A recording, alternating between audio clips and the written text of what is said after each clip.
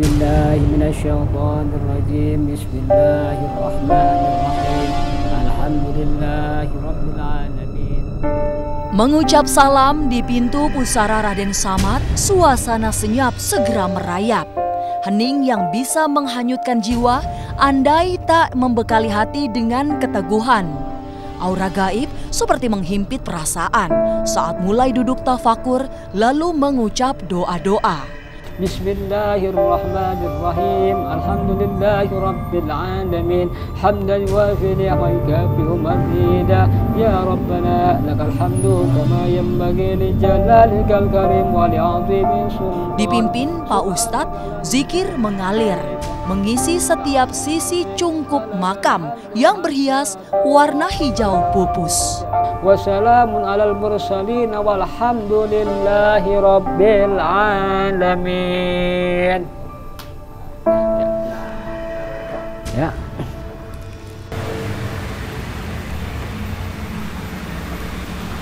Terima kasih ya Pak sudah menemani saya untuk berziarah. Tapi saya masih boleh tanya-tanya sedikit? Ya.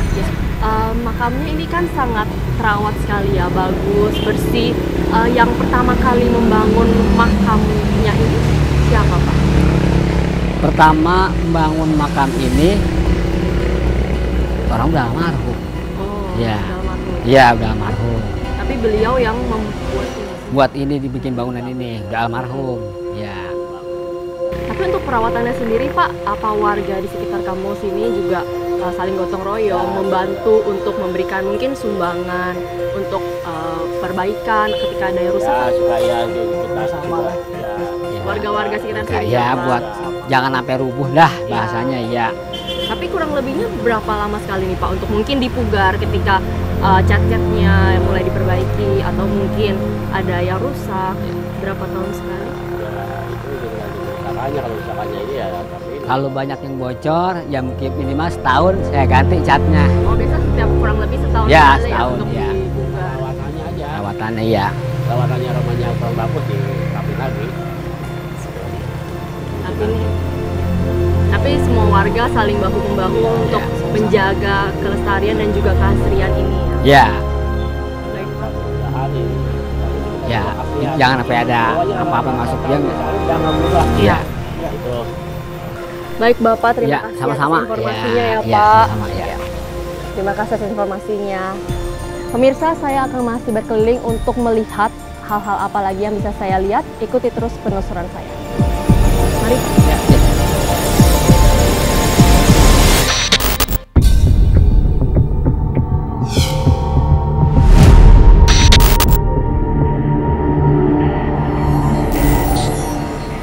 Pemirsa, sekarang saya akan bertemu dengan Nenek Sani yang rumahnya bersebelahan persis di sebelah makam keramat dari Raden Samad. Dan beliau bercerita bahwa beliau kerap didatangi oleh Raden Samad, penunggu dari makam keramat tersebut. Mari ikuti telusuran saya. Usai menitipkan zikir, suasana dada memang terasa lebih lega. Tapi perjalanan menguak tanjakan Keramat Citayam belum rampung. Masih ada Nenek Sani yang bisa berkisah tentang sosok Raden Samad yang sering mengunjunginya lewat mimpi. Pemirsa, di depan saya sekarang ada Nenek Sani yang tadi saya sudah bicarakan. Selamat siang Nenek, Assalamualaikum. Saya Aldora dari tim Di Luar Nalar dan saya ingin ngobrol sebentar dengan Nenek, boleh Nek? Boleh. Ya, jadi saya ingin bertanya sedikit mengenai makam keramat ini Raden Samad yang persis tempatnya di sebelah rumah Nenek. Bisa Nenek ceritakan sedikit mengenai sosok Raden Samad? Ya, itu apa? Ngimpiin dia, ya, suruh kenalin dia, pakai baju kurung orangnya. Oh, baju kurung. Baca selawat sampai pagi, tidur saya sama dia. Jadi Nenek kerap kali didatangi oleh sosok dari Raden Samad ya, Nek? Iya. Dan ketika sosok Raden Samad itu datang menemui Nenek, Nggak apa kasih yang tidur, dibicarakan? suruh baca selawat, nggak kasih tidur, suruh baca selawat, nggak tidur saya, baca selawat sampai pagi. Lalu Iya. sosok tersebut hilang. Iya, ya hilang itu terus. Kenalin nih, kata saya gitu. Tapi seberapa sering Nek frekuensi mungkin Nenek datangi atau Baru melihat di bawah sosok Raden doang. Samad? Di bawah doang, baru lagi rumah bawah. Di rumah bawah? Iya. Jadi belum terlalu lama? Belum. Nenek sudah berapa lama tinggal di sini, Nek? Ada 10 tahun. Oh, kurang lebih 10 tahun nenek tinggal di sini dan Iya. baru didatangi oleh sosok Raden Samad ini belum terlalu lama ya? Belum. Kira-kira nenek mungkin merasa gak mengapa nenek yang didatangi oleh sosok Raden Samad? Suruh kenalin, Mm-mm. masih ada keturunannya. katanya gitu. Oh, nenek diberitahu bahwa nenek Iya, masih ada keturunan dari Raden keturunannya, Samad? Iya. Oh, seperti itu. Jadi nggak ada yang ganggu kan gitu. Kemana aku diikutin. Iya. Tuh. Dan kira-kira sosok dari Raden Samad itu seperti apa ya, Nek? Ya orang mau itu udeng-udeng, kayak orang pulang haji. Seperti orang Iya. orang Udeng-udeng pakai sorban gitu. pakai sorban, baju baju kurung, gamis kayak gamis gitu. dan sosoknya tinggi, besar, Ya tinggi jenggotan. berjenggot juga ya. Dan nenek diberitahu bahwa nenek adalah keturunan dari beliau. Iya. Oh, mungkin itulah sebabnya mengapa dia memilih nenek untuk didatangi. Ya emang dia masih ada keturunan katanya dari orang tua, dari laki gitu, dari laki. Oh ya, Nek, banyak kan kabar yang beredar bahwa salah satu kejadian-kejadian aneh yang terjadi di Tanjakan ini ya, Nek ya, ada kerap hubungannya dengan makam dari Raden Samad. Bagaimana tuh?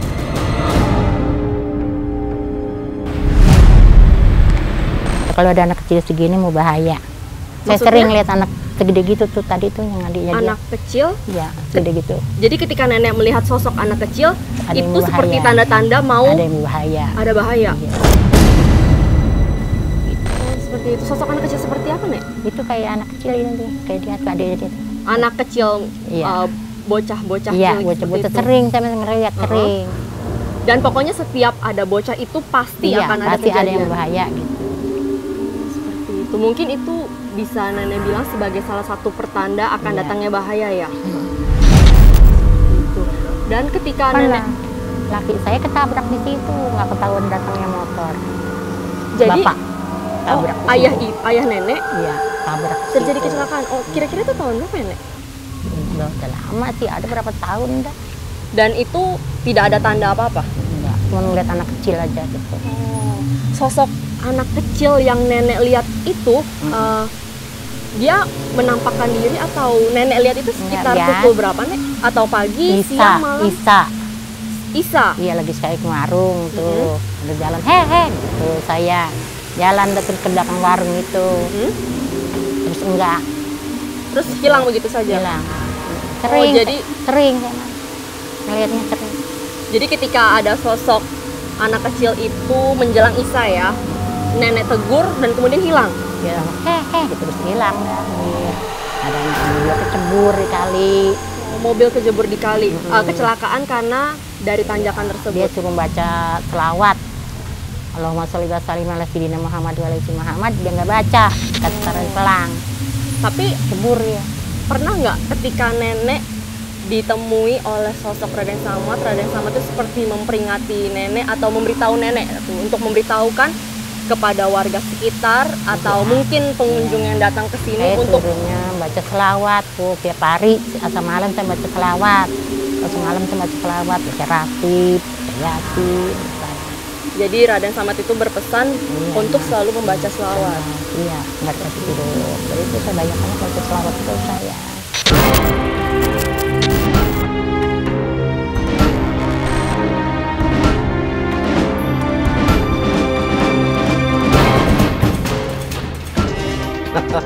Jadi orang-orang yang sudah meninggal dunia itu ruhnya itu tidak bergentayangan, ya, tidak bergentayangan, tetapi ruhnya yang pertama, ruhnya orang soleh, ruhnya orang yang bertakwa kepada Allah Subhanahu Wa Taala, itu ruhnya ditempatkan di tempat yang mulia, yang dijelaskan dalam Al-Quran adalah Iliyin.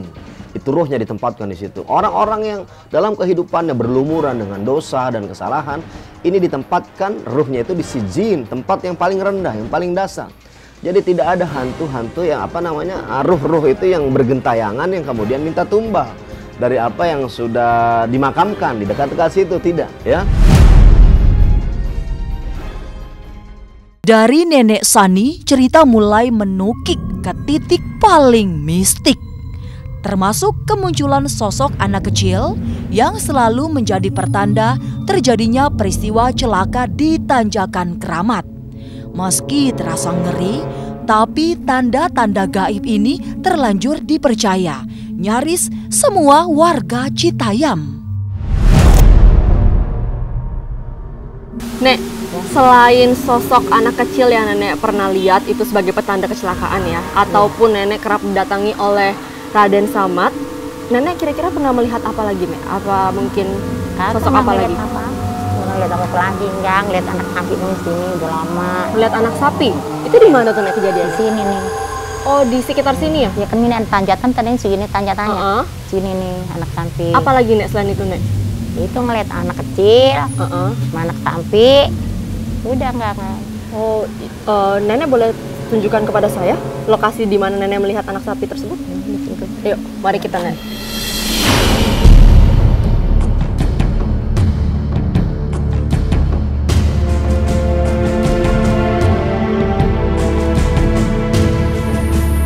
Ya, ini kembali lagi kepada masalah kebiasaan dan budaya setempat. Jadi bahwa Indonesia ini ternyata dengan segala karakteristiknya memang masih memiliki kepercayaan terhadap mitos, apalagi hal-hal yang mengandung mistik, yang kemudian padahal belum bisa dibuktikan kebenarannya gitu ya, bahkan tidak ada hubungannya, tetapi karena itu menjadi sebuah kebiasaan untuk meyakini. Itu yang pertama, ada kebiasaan ya. Kemudian yang kedua ada semacam budaya atau praktek yang mengajarkan dari satu generasi ke generasi lain. Jadi akhirnya praktek ini tidak pernah bisa hilang. Bukan hanya kemunculan misterius sosok anak kecil yang menandai kecelakaan maut yang sering dilihat Nenek Sani. Sebab pada hari-hari tertentu ada wujud anak sapi yang dipercaya sebagai peliharaan sekaligus kendaraan Raden Samad. Di mana, Nek, posisinya di nenek melihat sosok anak sapi tersebut? Di sini, ngelihatnya di sini anak sapi. Di sini? Iya, di sini. Kejadiannya itu bagaimana, Nek? Nenek mungkin sedang beraktivitas atau melakukan aktivitas apa dan nenek melihat? Saya emang ngelihat udah ya, anu di sini nih gitu. Oh, jadi nenek hanya melihat aja tiba-tiba ada sosok anak sapi di sini. Ya, ponakan saya ngelihat nggak ngelihat. Anak saya nggak ngelihat. Gitu, yang ngelihat saya doang. Jadi hanya nenek yang melihat sosok anak sapi tersebut ya, Nek? Iya. Selain sosok anak sapi ada apa lagi, Nek, mungkin? Itu anak kecil. Selain anak kecil? Sonoin. Gitu. Terus ke belakang rumah itu orang. Pemirsa, jadi tepat di tempat saya berdiri ini adalah Nenek Sani pernah melihat sosok dari anak sapi yang diduga oleh Nenek Sani merupakan kuda-kudaan dari Raden Samad. Nek, kira-kira ukuran anak sapinya sebesar apa ya, Nek? Anak sapi aja kecil. Sekecil kurang lebih seperti ini ya? Iya. Ada berapa banyak? Kambing gitu, kayak kambing. Oh, ukuran anak sapinya kayak kurang kambing. lebih seperti kambing. Iya. Berapa banyak, Nek? Satu. Hanya satu ya? Satu. Oh, jadi nenek hanya melihat satu dan nggak lama kemudian anak sapi tersebut hilang atau bagaimana?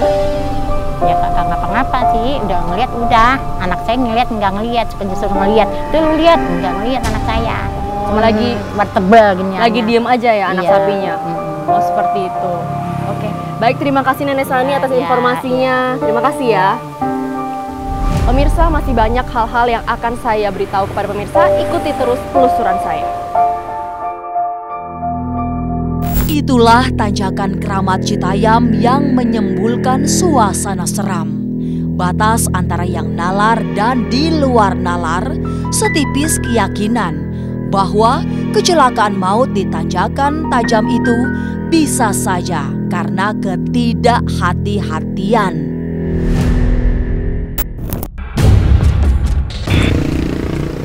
Misteri gaib Tanjakan Keramat memang tak bisa dilepaskan dari warga Ragajaya, Citayam ini.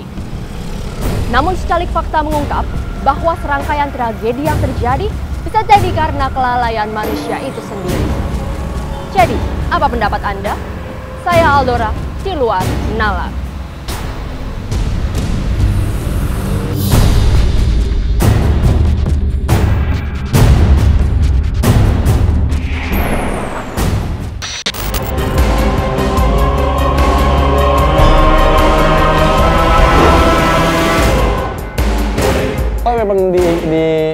ikutin ya, memang minta gitu. Ada yang minta darah saya sendiri,